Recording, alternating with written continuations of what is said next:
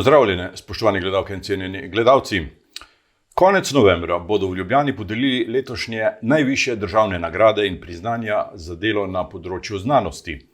Zoisovo nagrado za vrhunske dosežke na področju toksinologije bo prejel profesor dr. Igor Križaj, ki ga prav lepo pozdravljam v našem studiu. Dobrodošli. Dober dan. Povejte nam, kako ste sprejeli to novico o tej najvišji državni nagradi? To novico sem sprejel enkrat zvečer, 17. julija, nikoli ne bom tega datuma pozabil, in po mailu, in najprej nisem mogel verjeti. In sem mail prebral 2-krat, 3-krat, 4-krat, na kar seveda sem bil izjemno zadovoljen. Kljub temu, da nisem smel nobenega obvestiti, v tistem trenutku sem seveda telefoniral družini. In to je izjemna čast. Mislim, to je najvišja nagrada v znanosti in bil sem izjemno vesel. Za sebe in za svojo skupino, seveda. Nagrajeni boste pravzaprav za kače, če poenostavim. Ja, to je zelo poenostavljeno. Ukvarjamo se z raziskovanjem strupov, in to predvsem kačjih strupov, in to z namenom, da v njih poiščemo komponente, ki jim pravimo toksini, ki delujejo na organske sisteme, različne organske sisteme v organizmih, in jih lahko potem kot take, ko jih enkrat dobro proučimo, spoznamo njihovo delovanje, molekularni mehanizem delovanja, lahko uporabimo kot molekularna orodja, da potem študiramo recimo razne patologije, razne bolezni, ali pa čisto temeljne patofiziološke procese v organizmu. Tako da kače oziroma njihov izloček strup je, bi rekel, nek rezervoar koristnih molekul, ki jih mi potem uporabljamo za študij fiziologije in patologije in pa za razvoj zdravil, konec koncev, za zdravljenje ljudi in pa živali. V zadnjem času pa tudi kar precej na področju bioinsekticidov, naprimer. Tako da strupi so izjemno koristne stvari. Iz vaših znanstvenih odkritij je sledilo spoznanje, da bi lahko iz teh kačjega strupa pravzaprav bi si lahko z njim pomagali pri Alzheimerjevi bolezni. Ja, Alzheimerjeva bolezen je ena od bolezni, ki je, kot vemo vsi, izjemno kritična za človeško populacijo, predvsem v zadnjem obdobju, ker se življenjska doba ljudi podaljšuje in je demenca, en od demenc je Alzheimerjeva bolezen, vedno več in več. Tako da mi smo se tudi usmerili v to področje preko študija nevrotoksinov. Alzheimerjeva bolezen je bolezen centralnega živčnega sistema, se pravi bolezen živčevja. In izsledke, ki smo jih pridobili pri raziskavi kačjih nevrotoksinov, specifične molekule beta-nevrotoksina oziroma fosfolipaze A2, zdaj uporabljamo pri študiju Alzheimerjeve bolezni. Izkazalo se je, da ta molekula, ki ima zelo podobno molekulo v našem organizmu, tudi fosfolipazo, deluje na mitohondrije. In ko smo razvozlali in objavili mehanizem delovanja te nevrotoksične fosfolipaze, na kakšen način deluje na motorični nevron, kako se vnaša v celico, kako prehaja mitohondrije, na kakšen način poškoduje mitohondrije, smo glede na nekatere bi rekel, informacije iz literature, pogledali, kaj pa počne njej podobna molekula v sesavskih organizmih. Najprej smo se osredotočili, tako ponovadi te raziskave potekajo, na bolj preprost organizem, in to je na podgano.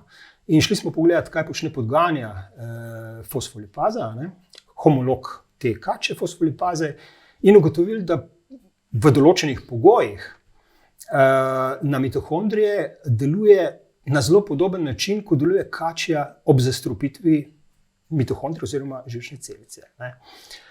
No, potem smo naredili še en korak naprej, tako da smo šli študirati njeno delovanje na samih možganih podgane, v sodelovanju z medicinsko fakulteto, z Inštitutom za patofiziologijo.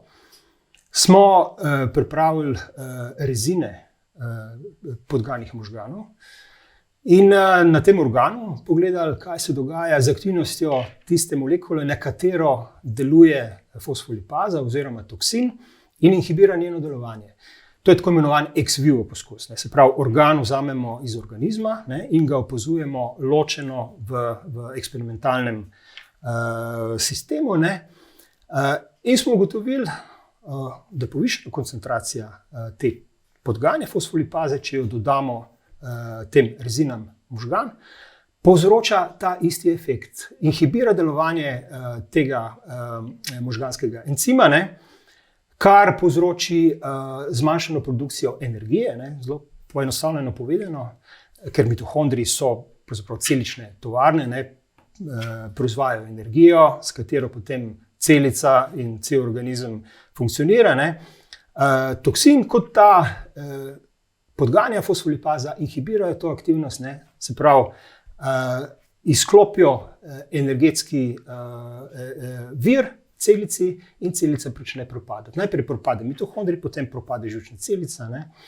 In tukaj smo zdaj prišli do enega, bi rekel, mejnika. Zdaj gremo pa na človeka, gremo pa na človeške celice. Naša hipoteza je, da se to dogaja v začetnih stopnjah Alzheimerjeve bolezni.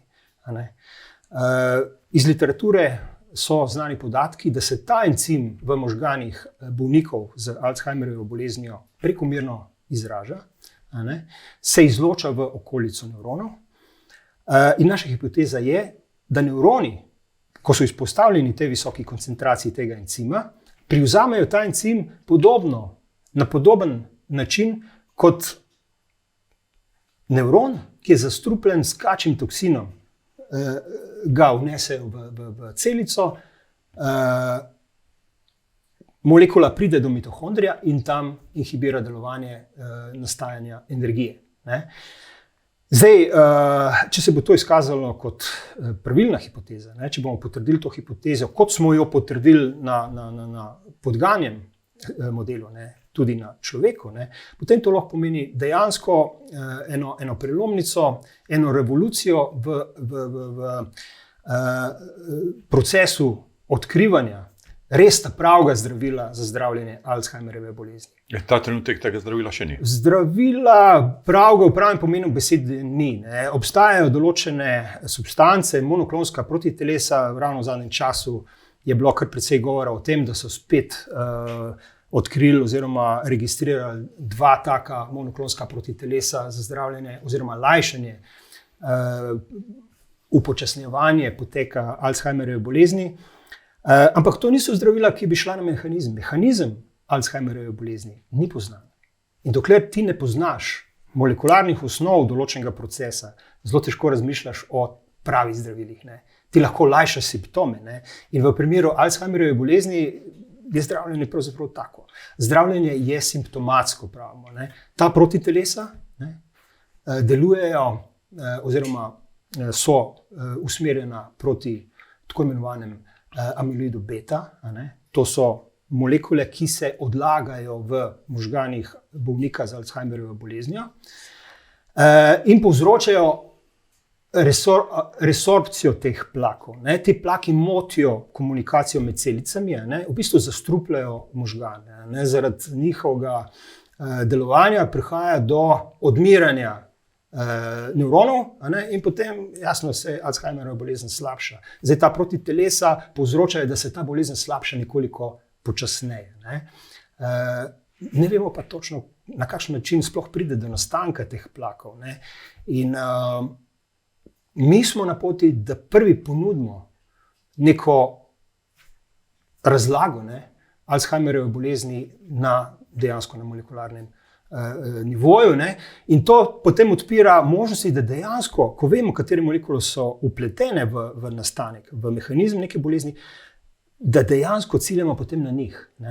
Da so to tako imenovane farmakološke tarče. Da mi gremo potem z odkrivanjem zdravil, ki delujejo točno na te molekule, ki povzročajo težave. Tako se pač tako se racionalno načrtuje zdravila, ne? In to je naša ambicija. Ne? Poleg tega tudi diagnostika. Ne? Alzheimerjeva bolezen je zelo težko prepoznati, ne? Dokler ni že praktično razvita. Ne? Dokler ni prepozno skoraj. Ne? Ja. Tukaj so pač določene tehnike, ampak niti zdaleč niso, ne vem kako bi rekel, splošno na lahek način uporabljajo. Velik zdravstveni problem je tudi venska tromboza. Venska tromboza, ja. Gre pravzaprav za starjevanje krvi? Tukaj gre za prekomerno starjevanje krvi. Ne? Pri venski tromboemboliji to je ena od krvnožilnih bolezni. Ne? In sicer, kar se tiče smrtnosti, je nekako ta tretja po vrsti. Ne? Najbolj problematičen je miokardni infarkt, sledimo možganska kapa, ne? In tretja v vrsti je venska tromboembolija. Venska tromboembolija 3000 ljudi na leto zboli v Sloveniji. Samo v Sloveniji. Recimo, če gledaš pa na nivoju Evrope, sveta, so pa to milijoni ljudi, ki trpijo in pa umrejo, konec koncev, zaradi takih zapletov. Venska tromboembolija oziroma tromboza je problem prekomernega strjevanja krvi. Kri se v venah strjuje sama od sebe brez nekega, bi rekel, fiziološkega razloga. In strdki, ki nastajajo, zato trombi, povzročijo različne težave. Recimo, ena od težav je ta bolezen oziroma tromboza globokih ven. To je ena zadeva. Če strdek, ki se formira recimo ponovadi v nogah, v venah nog, ostane tam, potem zamaši te vene in pride do te težave. Lahko se pa ta strdek tudi odlušči in potem po krvožilnem sistemu odpotuje v pljuča in povzroča pljučno embolijo, ki je pa tudi praktično lahko izjemna težava, od katere ljudje dnevno umirajo. In zdaj ta naša raziskava je ponudila molekulo iz kačjega strupa, ki zelo specifično deluje na ta mehanizem nastajanja, v bistvu abnormalnega nastajanja trombov. Zdravila, ki se danes uporabljajo za to, so antikoagulanti, ki so nekako, bi rekel, taki splošni antikoagulanti, delujejo na vse poti strjevanja krvi. Zaradi tega imajo dosti stranskih učinkov. Glavni stranski učink so resne krvavitve, ki nastanejo. Če ti dodaš človeku v kri antikoagulant, potem je jasno ranljiv. Če se slučajno rani ali kakorkoli, pride do krvavitve, ki se ne ustavi, ki je ne moreš ustaviti. In to je problem današnjih terapij. V primeru venske tromboembolije naša molekula pa deluje na tako imenovano notranjo pot strjevanja krvi. To je ena od dveh poti, imamo notranjo in zunanjo pot. Zunanja se sproži, ko se raniš, se pravi, potrebuješ stik z zunanjostjo.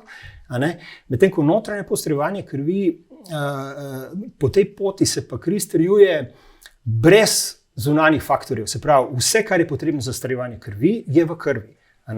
In ta pot je problematična pri venski trombozi. Tam ni nobene poškodbe, tam pride do strjevanja krvi pač v žili, ki ni ranjena. In zdaj, bi rekel, idealni antikoagulant za zdravljenje te bolezni je antikoagulant, ki deluje specifično samo na to notranjo pot strjevanja krvi. Zunanje pa pusti pri miru. Tak pacient, ki bi imel tak antikoagulant, se izogne trombotičnim zapletom. Po drugi strani pa ob tem, ko bi se na primer poškodoval, imamo še zmeraj zunanje pot strjevanja krvi in ta pot je na razpolago za zaustavljanje krvavitve takrat, ko bi bilo to potrebno. Tako da to je idealno zdravilo. Mi smo to molekulo našli. Zdaj smo jasno naredili že od takrat, ko je bilo to aktualno, to smo objavili leta 2018, pravi 5 let nazaj, smo naredili že kar lep korak naprej. Vemo točno, kam se ta molekula veže. Deluje na intrinzični tenazni kompleks, to je nek kompleks, ki sodeluje v kaskadi strjevanja krvi, izpodriva faktor 9A.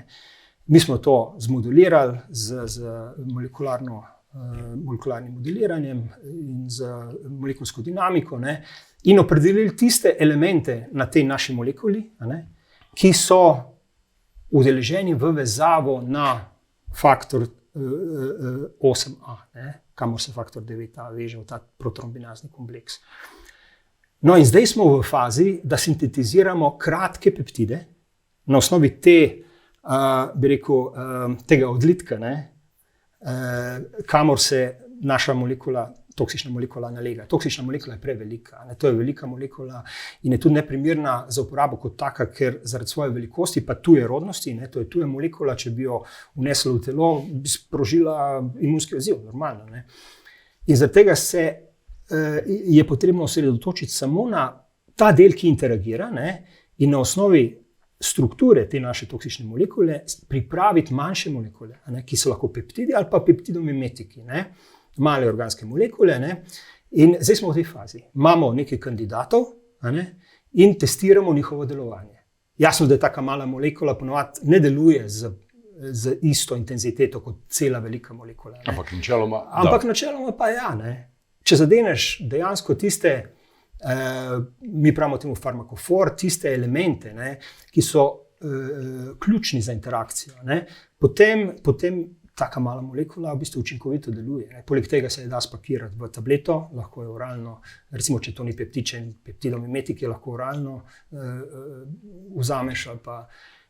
No, in zdaj smo prišli do nekak predkliničnih raziskav, ne. Zdaj smo zaključili, oziroma smo nekak v tisti zadnji sklepni fazi laboratorijskih poskusov, ne, in gremo v naslednjo fazo, ne, in to je na eksperimentalne živali. Ne. Zdaj že izvajamo poskuse na podganem modelnem sistemu, na žili karotidi, ne, kjer povzročamo umetno tvorbo tega tromba, ne, in potem ob dodajanju različnih doz, koncentracij teh naših testnih peptidov opazujemo, kaj se dogaja, ne.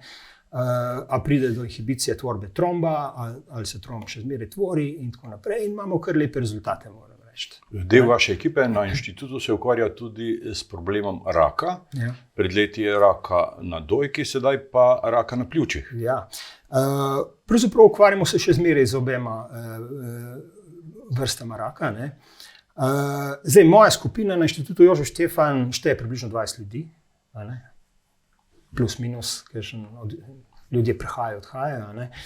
In jaz sem razdelil nekako naše aktivnosti v 4 dele. Ne. In skupina, ki se ukvarja z lipidnim metabolizmom in signalizacijo, je usmerjena na raziskave tudi raka na dojki. Ne.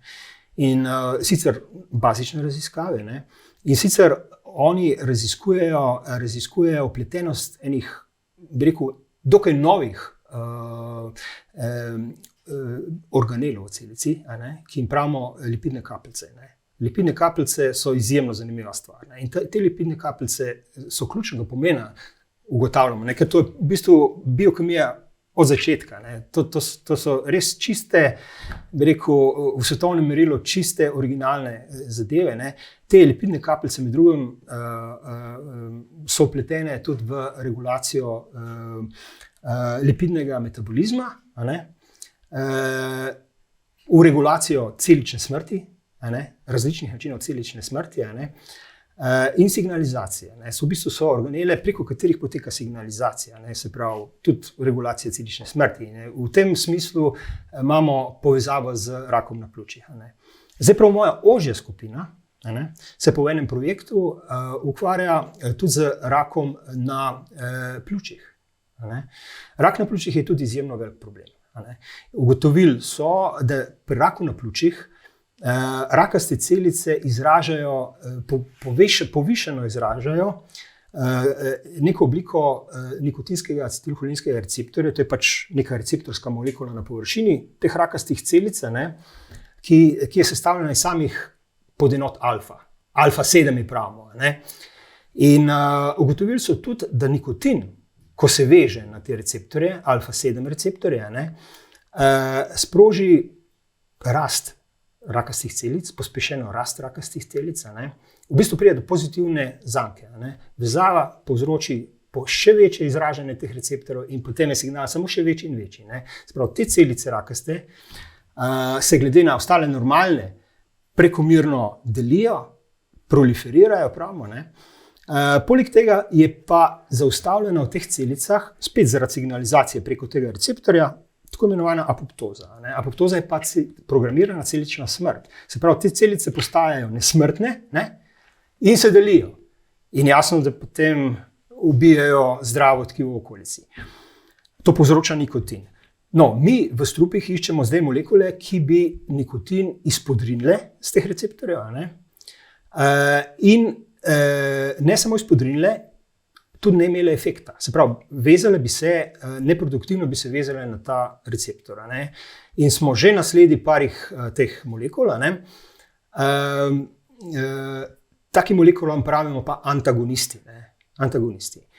In smo že na sledi, že delamo poskuse. Te molekule dejansko nekatere od teh molekul izhajajo iz trupov polžev stožcev, pa kači, toksini so tudi tukaj. In mi smo odkrili tudi fosfolipaza. Ena od fosfolipaz povzroča podoben efekt. Zdaj, ko se te molekule vežejo kot antagonisti na nikotinske acetilholinske receptorje, povzročijo celično smrt, se pravi, ni več inhibicije apoptoze, se pravi, celice rakaste tudi začnejo umirati, in ne proliferirajo. Se pravi, se ne razmnožujejo. Tako da ta projekt je tudi izjemno zanimiv, in se kar veliko obetamo od njega. Pot od teh vaših bazičnih ugotovitev, raziskav do končnega zdravila, uporabe v človeške namene zdravljenja, pa je dolga pravzaprav. To so leta in leta. Ja, to je zelo dolgo. Recimo tako v povprečju velja v svetovnem merilu. Pot od odkritja do, če sploh pride do komercialne uporabe, je 10 do 20 let dolga in zahteva $100 milijonov. Recimo, če samo tako ilustriram na področju toksinologije, kjer sem jaz aktivna, je bilo od leta 1981, ko je bilo odobreno prvo zdravilo na osnovi kačjega peptida, to je tako imenovan kaptopril za zniževanje pritiska, do zdaj, se pravi v obdobju 20 oziroma 40 let, je bilo odobrenih 11 zdravil. Sliši se v bistvu malo, ampak to je nekako normalno. Razvoj traja 10 do 20 let, in ogromno je pa teh substanc v eni od faz kliničnih raziskav. Ker se pravi, temu laboratorijskemu delu raziskav, ki se mu posvečamo mi, in tudi druge skupine po svetu, ne si misli, da je tukaj še razlika. Laboratoriju zmorejo laboratorijski del, odkritje, opis mehanizma in tako naprej, pa mogoče še predklinični del, se pravi, eksperimentalne živali in to. Potem laboratorij nimajo kaj iskati. Mislim, to naprej so enormni vložki potrebni. Tukaj so potrebne farmacevtske firme, in to ne farmacevtske firme tipa Krka, ampak giganti, tipa Novo Nordisk oziroma Sanofi in tako naprej. No, in takrat se začne potem faza 1, faza 2, faza 3, in če substanca pride vse te faze, v katerih potem testirajo že na bolnikih, v fazi 3 recimo, brez kakršnih koli zapletov, komplikacij, stranskih reakcij, potem pridemo šele v fazo, da recimo v Ameriki FDA, Food and Drug Administration, v Evropi pa EMA, Evropska medicinska agencija, zadeve preuči, preštudira in da dovoljenje za komercialno uporabo. Sledi seveda potem še 4. faza, ko je to že enkrat komercializirano, ko se spremlja, kaj se dogaja z pacienti. In tudi, če se tam pokažejo potem težave, zadeva odide s trga. Tako da pride ena substanca na trg, je res zahtevna pot. Zahtevna, na koncu pa nekomu prinaša velike dobičke. Farmacevtska industrija, to je posel. Ja, to je pa izjemen posel, ja, sigurno. To so milijarde dolarjev. Recimo, lahko navedem zdaj ta primer Novo Nordiska, danskega, ki je začel tržiti, razvili so in začeli tržiti zdravilo za diabetes, tipa 2, ki je hkrati tudi učinkovina, ki znižuje telesno maso, se pravi učinkovina za hujšanje. Oni so samo v začetku prodaje tega zdravila zaslužili toliko denarja, da se je statistični urad, ne tako kot pri nas, ampak zaradi znanega dejstva, zmotil pri oceni njihovega bruto domačega proizvoda, se pravi danskega. Firma je zaradi svoje uspešnosti pri trženju dvignila pričakovani bruto družbeni proizvod cele države. To si lahko predstavljate, kakšni dobički, kakšni zaslužki so potem, ko enkrat neko zdravilo, ki je tako atraktivno, kot je naprimer to zdravilo Novo Nordiska, pride na tržišče. Tudi vaša zdravila bi lahko bila zelo, zelo atraktivna. Absolutno, ker mi se ukvarjamo s tistimi najbolj perečimi patologijami. To so krvnožilne bolezni. Tretjina vseh ljudi letno umre zaradi krvnožilnih bolezni. In pa Alzheimer. Alzheimer je pa patologija, ki je v porastu. To absolutno. In se bo število bolnikov z Alzheimerjevo demenco večalo brez dvoma, skokovito. Ja. Če poveva še nekaj vaših osebnih podatkov, osnovno šolo in gimnazijo ste opravili v Idriji, Univerzo v Ljubljani, doktorski in podoktorski študij v Londonu in Parizu. Ja.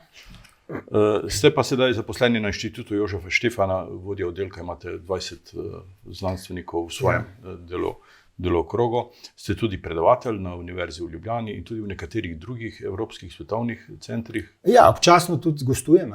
Recimo v Sao Paulo sem gostujoči profesor v Braziliji, pa na Banatski univerzi so me povabili, v Romuniji, v Temišvaru.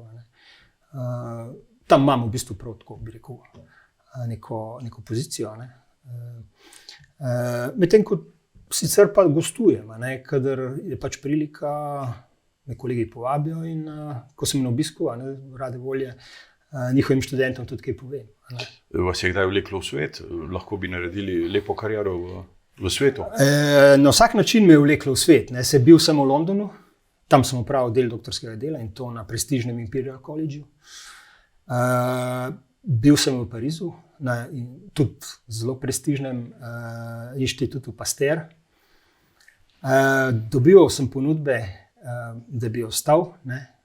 V Londonu so mi ponujali štipendijo za podoktorski projekt oziroma za podoktorsko delovanje, ampak sem se potem nekako odločil, takrat je že nastajala mlada družina in tako sem se odločil za to, da pač ne gremo v tujino in da svoje znanje in svoje sposobnosti pač razvijam doma. Jaz mislim, da je to tudi, bi rekel, po eni strani je to težka odločitev, po drugi strani pa se mi zdi odgovorna odločitev, ker Slovenija, sploh v zadnjem času, izgublja najboljše ljudi. In prav bi bilo, da je seveda država to podpre, bolj v večji meri, kot to počne zdaj, da te ljudi dobi nazaj. Ker mi smo brez vrhunskih znanstvenikov, pedagogov, profesorjev obsojeni na to, da bomo pač neka kolonialna izpostava bolj razvitih. In nažalost, ne vem, stvari grejo v nepravo smer. Upam, da se bo ta trend kaj obrnil. Je pa zadnji čas predvsej bil že naklonjen nam, smo tudi dobili nekaj več sredstev, ampak zdaj je jasno, po vseh teh katastrofah, ki so doleteli Slovenijo, smo spet na tnalu oziroma delimo vso do drugih. In se sredstva kar dobro, bi rekel, kar korenito zmanjšujejo spet. Vsaj ta sredstva za projekte. Projektna sredstva se kar pošteno zmanjšujejo, več kot 25% smo šli dol zdaj z vsem. Z opremo smo šli dol 50%. Razpisi, ki so bili že napovedani, so ukinjeni, predvsem mednarodni razpisi, kar je izjemna škoda, ampak upam, da se bo zadeva, mislim, to upam že. Upate že dolgo let. Kar dolgo leta. Zdaj je res dobro kazalo, ampak kaj čemo, tako je prišlo. Ja. V enem od intervjujev ste rekli, da ste ponosen Idrijčan in še bolj ponosen Grapar. To je točno in bom zmeraj ostal. V Idrijo se zmeraj rad vračam Idrija mi je tako, eno tako zatočišče, a ne, kamor prijem po včasih tudi zelo stresnih dnevih v Ljubljani, a ne. Čez vikende sem pa doma, a ne, in v krogu družine, in mi je lepo, tukaj mi je lepo, a ne. Pomirjujoče, a ne. Srečujem ljudi, ki jih srečujem že desetletja, a ne, in se pomenimo, se pozdravimo in to mi je lepo. To okolje je mirno, kot pravite. Ja. Najbrž je tudi zanimanje za naravo v najširšem pomenu te besede vam bilo dano že v otroštvu, ne? Vaš oče je bil učitelj biologije. Biologije in kemije. In kemije. Ja, Bojan Križaj. Bojan Križaj, ja. On je bil naravoslovec, bi rekel, z dušo, a ne. In tudi strasten lovec. On je šel, jaz se spomnim, ko sem bil mali, ne, on je šel že zjutraj pred poukom, ne, ker je šel potem v šolo, ne, kot učitelj, je šel na lov in vstajal ob 2-3, je šel na lov, prišel domov, se uredil in je šel v šolo, ne.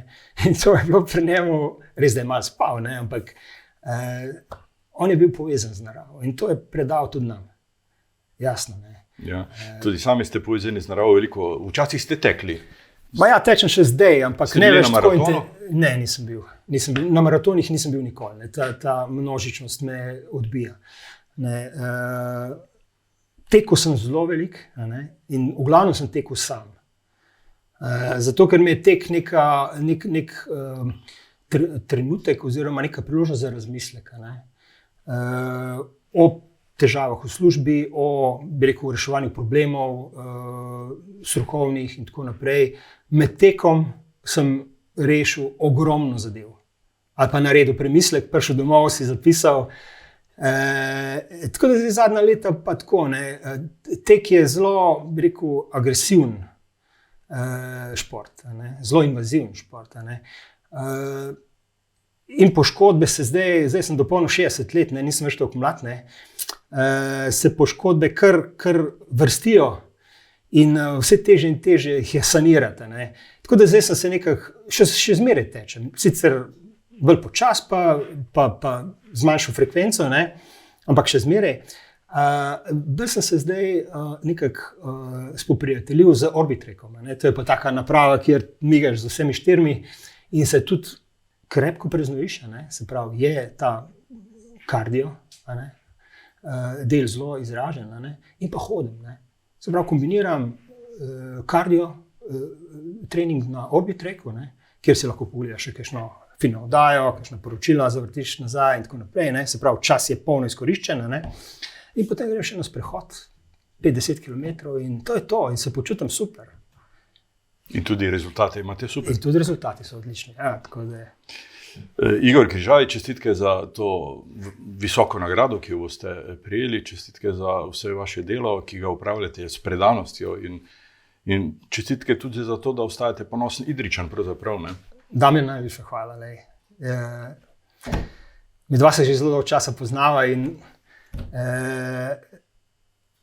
veš, da bom ostal Idrijčan po duši še naprej, a ne. In do konca, pa tudi če mogoče enkrat zapustim Idrijo, ne vem, se bom vračal zelo rad v ta naš kotel. Hvala za ta obisk v studiu in za ta pogovor. Ja, hvala vam.